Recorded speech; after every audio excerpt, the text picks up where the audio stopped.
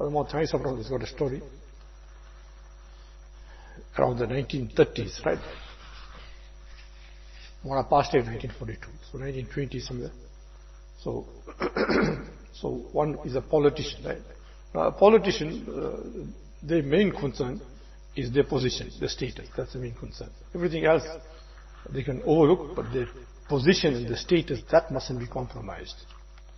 So Muslim now outwardly is looking naked, but now to get the Muslim votes and all that, the Hindu votes, he stood for the Hindus. So he stood against the Muslims for the Hindus, for their mandir, whatever else, he did all that. Just so that he could get their votes. Right. And he fell ill. He fell ill, so Hadhrat said one Murid or Khalifa, he was a Hakim, like a doctor, right?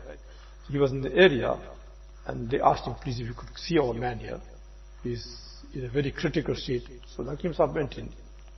Now this man was in a coma, he got up from the coma. But the Hakim Sahib said, please, for Allah's sake, don't leave this place here. Hadhrat Sahib was reading the story, please, for Allah's sake, don't leave this place.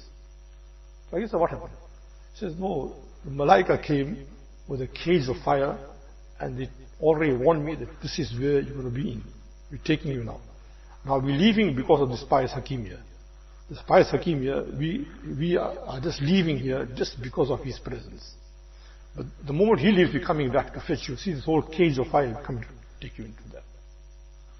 So the one that worked against the masjid, see what was he did. The Hakim Sahib left, and that what happened.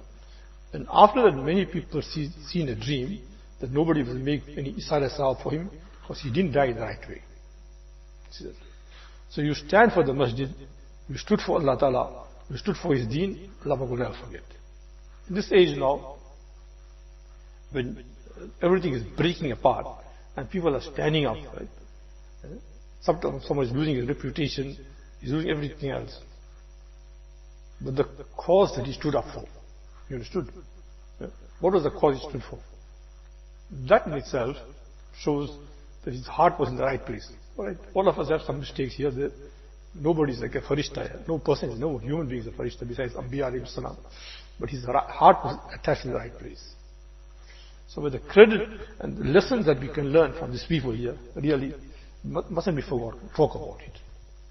Then others also encourage كُلًّا نَقُصُّ عَلَيْكَ مِنْ أَنْبَاءِ الرُّسُلِ مَا نُثَبِّتُ بِهِ فُؤَادَكَ. When we relate these stories, then we relate these stories to strengthen your hearts.